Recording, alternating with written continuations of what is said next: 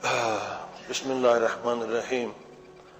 محترم حاج داملایشن نورالدین جان، روز 3 مارس سال جاری، آموزگار کارمند شعبه معارف ناحیه رودکی ظفر کبوتو در مکتب رقم 85 دهه آل سامان به خوانندگان صنف 8 هنگام دیدن گفته است که شما که پیغمبر میگوید او صفر است، دوزخ گفته میترسانند، این همه دروغ است، شما نترسید، دوزخ بوزخ وجود ندارد. از شما جناب داملا خواهشمندم چنین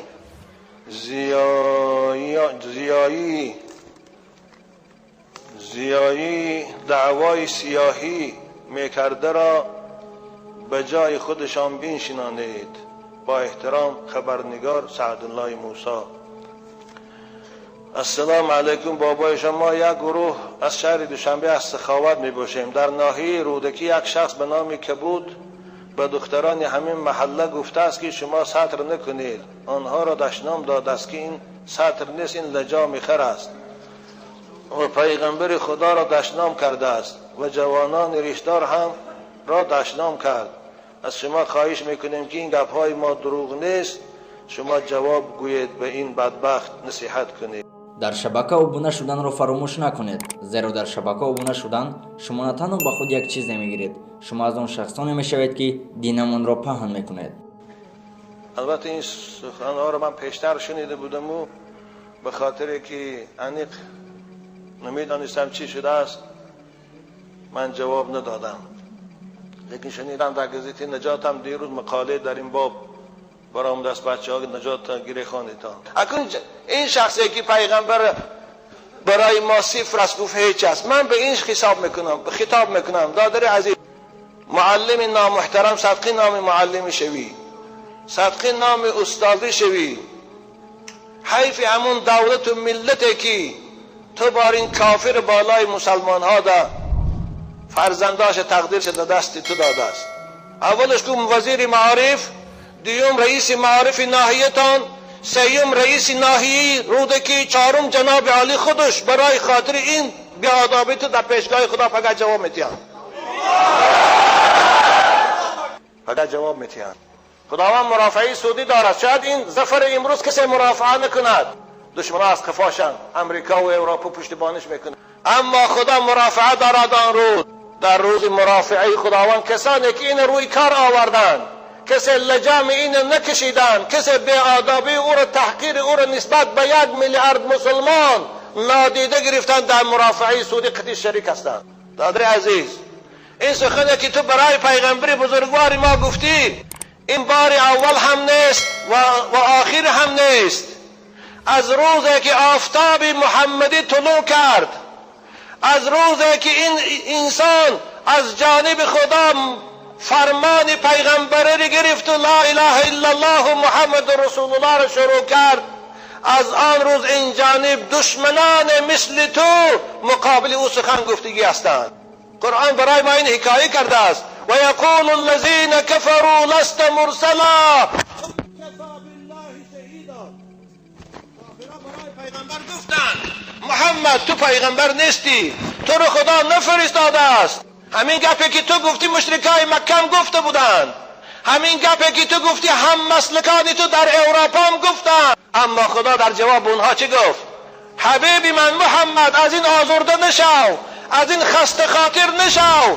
در جواب اونها با صبر استاده بگو قل کفا بالله شهیدا، شاهد بودن خدا برای پیغمبری من کفایه است.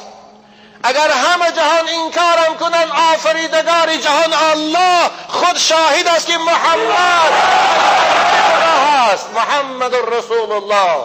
معلمی نامحترم صدقی نام معلمی شوی، تو جناب عالی را تحقیر کردی، همسر جناب عالی را که امروز سال برای زیارت این پیغمبر بزرگوارش رفته بود تحقیر کردی. ما که تاجیکستانیان 90% من زائدتر مسلمانیم، همه ما را تحقیر کردی. تو خودت چه حساب میکنی؟ تو خیال میکنی که به این گپت آبروی محمد میریزانی؟ تو میخوایی به این گپت آبروی اسلام ریزانی؟ تو میخوایی به این گپت آبروی قرآن ریزانی؟ نمیتونی. تو همون کورس پرک هستی که در مقابل آفتاب نمیتونی چشمکشایی. تو همان پشه‌ای ضعیف و قناتهای تنک داری که میخوای نور آفتاب خاموش کنی، نمیتونی. محمد پیغمبر خداست. محمد محبوب دل هاست. محمد 1.5 میلیارد پیرو دارد. آی لعین، آی ناکس، تو باید همسایه‌هات رعایت میکردی. من از مردم آل سوید خواهش میکنم که اگر از بالای این در اداره های داخلدار شکایت نکنن، والله پیغمبر خدا همین شما رو شفاعت نمیکنه.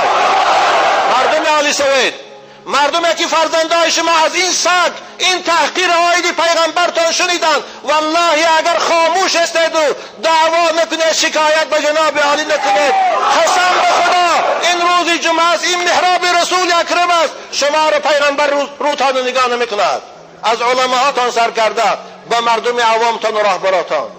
ببینید در دنیای غرب، دنیایی که حکومت پر به دست کافرها هست، وقتی پیغمبر خدا را صورت کرکتور کردن، چی در شویتزار یا چی در دانمارک و چی در هر کجا 500-600 تا همگی مسلمان است، فقط چند تاق نشد و برآمدن میدان دا.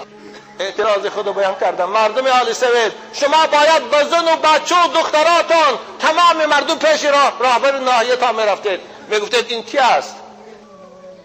آی ظفر، صدقی نام ظفر شوی، تو مغلوب هستی، تو شکست خورده هستی در همین دنیا هم در آخرت هم.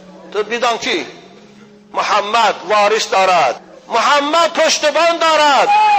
والله قسم به خدا همین قدر که از اختلاف در جامعه میترسم، از ناآرامی جامعه میترسم، از قسم به خدا که جناب عالی رو حرمت میگم و الا شور بخیزانم که از خدا ترس. اینها همه برای محمد اشک ریختیش دادیان. آب دیده این جوانه برای محمد است. والله اینها لخچه در دل دارن که اندک پف اینها رو باید طوفان مبدل میکند. آی سگی لعین، هرچی شوخی دارد احکام دین شوخی ندارد. تو خود کافر هستی، ما با تو کار نداریم. آی سگی لعین، اما با پیغمبر ما کاردار نشو، با دین ما کاردار نشو، با قرآن ما کاردار نشو. والله ما تحقیر خودمون میبرداریم. ما رو کسی حقارت کنه صبر بکنم. من مکتوب های آمدگی است که حقارتون کردیان، بخواد من صبر دارم، اما در مقابل تحقیر اسلام و قرآن و محمد صبر نمیکنم. خدا از ما طلب کرده است که محمد یاردم کنیم.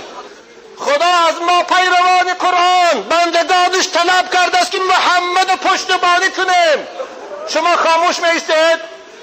نویسندگان محترم یگان مقاله ننوشتید؟ شاعرای محترم یگان مقابله ننوشتید؟ علماهای محترم یگان موعظه نکردید؟ فقط خدا چی بگیم ما را؟ یا الله، خدا چی بگید؟ خدا چی میگه عزیزان من؟ انا ارسلناک شاهدا و مبشرا و نذیرا لتؤمنوا بالله ورسوله وتعزروه وتوقروه وتصبحوه بكرة واصيلا. خدا میگه این مردم، من محمد پیغمبر کرده فرستادم، وی شاهد دهنده بر وحدانیت من است، وی ترساننده شما را از دوزخ است، وی نجات دهنده شما را از آتش دوزخ است، بشارت دهنده به جنت است. وظیفه شما امت اسلام بر تمام گوش و کنار لتؤمنوا به این پیغمبر ایمان بیارید. یکم و تعزروه، پیغمبر پشتیبانی کنید، دوست دارید. مفسرین کرام و تعزروه زمین راجع به سوی محمد کردیان. اگر پیغمبر کسی تحقیر کند، شما شنوید و خاموش باشید، والله شما هم در گناه و شریکی است. شما دیوسی در دین سختری از دیوسی در ناموس و در ملت است. تو مرتد هستی ظفر، تو مرتد هستی. این حکم خدا هست، این حکم قرآن است، این حکم اسلام است، این حکم مجتهدان تمام است. من به مردمی که در اون محله تو زندگی میکنی خطاب میکنم، اگر تو بیمار الله فرصت داری توبه کنی، خدا توبت قبول میکنه، لیکن توبه نکرده روی تو رو جنازت درست نیست. تو را اوقاتی میکردگید خوردنش حرام است، تو را نکاحت با همسرت بریده شدگی است. من به همسر تو مادر عزیز خطاب میکنم، اگر این شوهرت با نکاح اسلامی گرفته باشی، مادر از همه رو سر کرده بو همخوابگید با تو حرام است. خودت نگه دار تا وقتی که توبه نکند، کلمه عرضه کرده مسلمان نشود، لا اله الا الله محمد رسول الله نگوید، مادر عزیز تو را نکاحت به او حرام شدگی است، تو را جمع گشتنت به او حرام است. این حکم اسلام است. پیغمبر خدا میگه من بدل دینه فاقتلوه، کسی دینش عوض میکند او را حکمش قتل است. مثل که خائن ملت، خائن دولت، حکومت رحم ندارد، اسلام هم خائن ملتش در رحم ندارد. قرآن میگه و من یرتد منکم عن دینه فیمت و هو کافر فاولئک حبطت اعمالهم فی الدنیا والآخره. این حکم آخرتی تو در آخرت همراه با لیل میخیزی، همراه با مرکز میخیزی. اسلام دین است که صاحبش خدا هست، محمد انسان است که پشتبانش الله هست. مشرکای مکه نتانستند محمد به جهان سیاه کنند، صلیبی ها نتانستند محمد در جهان سیاه کنند، چنگیز نتانست با او قدرت و قوش اسلام و محمد سیاه کند از بین برد. 70 سال کمونیستان نتانستند اسلام و محمد سیاه کنند و از بین برند. دیدی در بین 10 سال، ببین در بین 10 سال هزارها میلیونها جوانان رو به اسلام آوردند. این دین خداست، این محمد حبیب خداست، فرستاده خداست. در قلب هر مؤمن محبت او هست، در قلب هر جوان محبت او هست، در دل هر کودک از مادر تولد بشود والله در خودش محبت خدا و رسول است. تو نمیتونی با این سیاه کردن با او بیچاره دخترکا عقیدشان ویران کنی. لیکن من از معلمی که همراه تو در همون صنف، معلمی که همراه تو در همون صنف بود و این گپ از تو شنید و خاموش ماند، من به او میگم حیف تو بار این دانشجو، حیف تو بار این مسلمان، حیف تو بار این تاجیک. تو لااقل در مقابل این سگ همون ایستادگیره که یک ژورنالیست، یک خبرنگار در مقابل بوش کرد، نتانستی یک مشت از دهانش زنی، نتانستی کفش برداری دست سرش زنی. والله تو را از معلمی پیش میکردم، من هر با تو رو $100 آیلیک میدادم. خاموش ایستادی پیغمبر تو تحقیر کرد، خاموش ایستادی دین پیغمبر تو تحقیر کرد، با گوش کردی. همین است مسلمانی. خدا رحمت کنه حضرت علامه اقبال چه میگوید؟ چون به نام مصطفی خوانم درود، از خجالت آب میگردد وجود. عشق میگوید که ای محکوم غیر، سینه تو از بتان مانند دیر. چون نداری از محمد رنگ و بو، با درود او میالا نام او. چه او مولود میخوانه، چه او در مولودها صلوات میفرسته، وقتی که محبت پیغمبر در دلاتان نیست، وقتی که ناموس محافظت از پیغمبر نداره، چه او صلوات میفرسته. نه نالم منزیکست، نه نالم منزیکست، می نالم از خیش که ما شایان نامی تو نبودیم. آره یا رسول الله، ما لایق امتی نبودیم، اما محل صف خداوند مای نالایقه، مای بی غیرت و بی ناموس امتی تو کرد. والله کعب ابن الاشرف سردار یهودی های مدینه بود، به خاطر یک سخن بی آدابانش در یک شب صحابه پیغمبر او را از بین برداشتند. من نمیخوام اینا رو تکرار کنم، من باز میگم نمیخواهم جمهوری من رو آرام کنم، نمیخواهم آرامیش بر هم زنم و الا کار میکنم کی. و با شما معلمان محترم خواهش میکنم به پیغمبری ما کاردار نشوید. خب تو باور نداری، به حال خودت باش.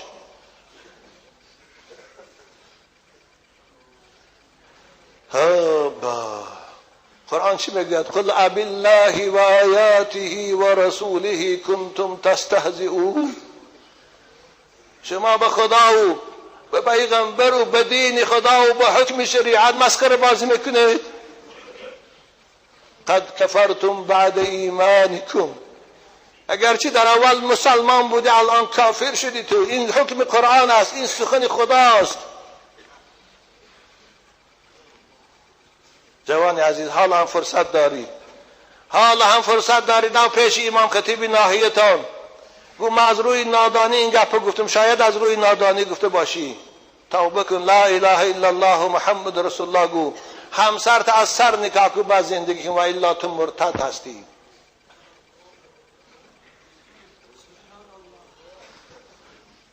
در دل مسلم مقام مصطفی است، آبروی ما ز نام مصطفی است.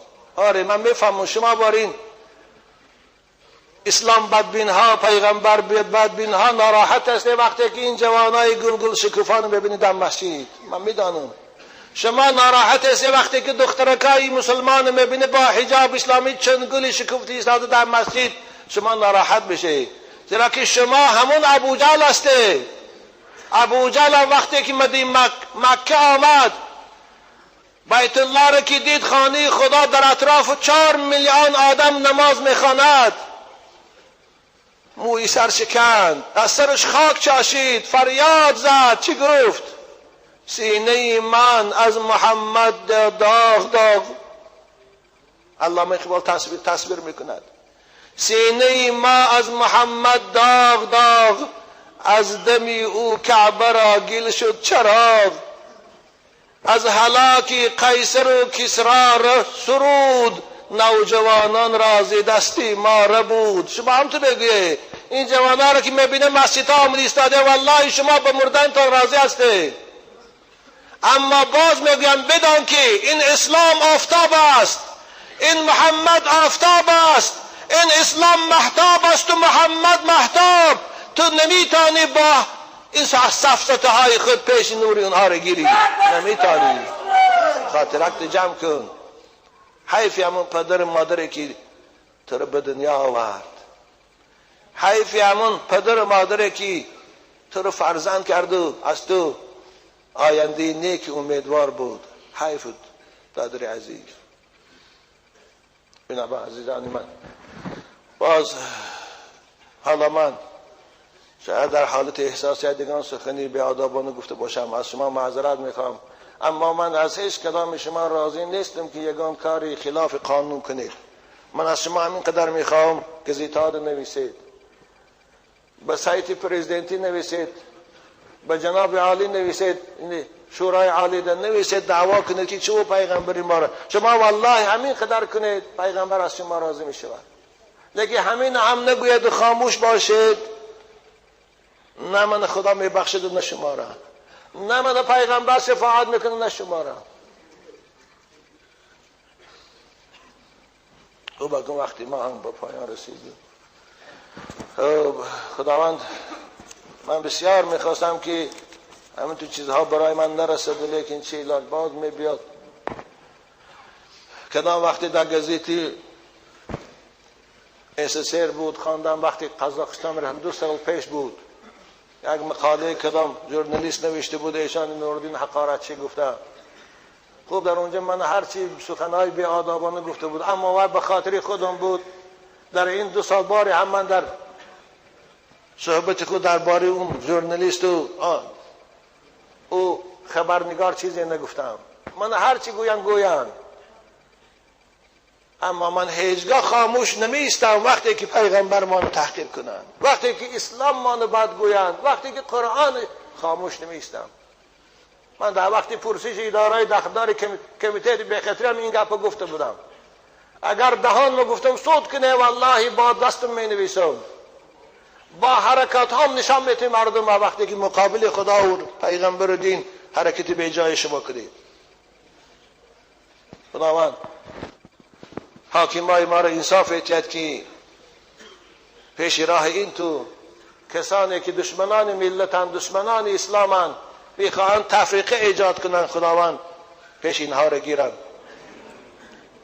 من از ششم عدلهای محترم، از کمیته چیکای محترم، کمیته بخطری خواهش میکنم به جای ما ملا رو فیراد کرده برده پرسیدم و بیار پرس. اما هیچگاه دولت آرامش نمیخوایم خلال دار شود. مقصد ما آرامیش است، مقصد ما سیاست جناب عالی رو دستگیری کردن است، مقصد ما تینجی است. اما فقط میخوایم جوانای ما اصلاح شوند، جوانای ما عرقخور و نشأمند نشوند، دخترای ما زیناگار و بی‌حیا نشوند. ما اینو میخواهیم.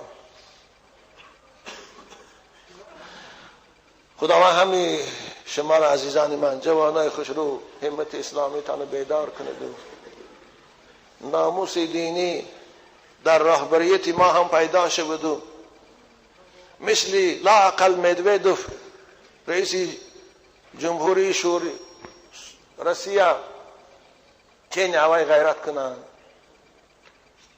کدام وقت در تلویزیونات تماشا میگم، بار دیگر هم شما بگفته بودم، کدام پروفسور در انیورسیته لوماناسوف در کافدره صحبت میکند درباره حضرت عیسی، مثل این سگ بارین حضرت عیسی را تنقید میکند و سیاه میکند. من به او باور دارم. این وای گفتم به خاطر همین قدر خود مدودوف فرمان از کار خارج کردن او را برآورد. خود پرزیدنت روسیه عنوانهای علمیش همش گرفت. برای چی؟ برای خاطر پیغمبر تحقیق کرد. منم از جناب عالی این چشمدار هستم، اگر همین کار جناب عالی نکند والله من خاطرم از اینها دیگر جمع میشود.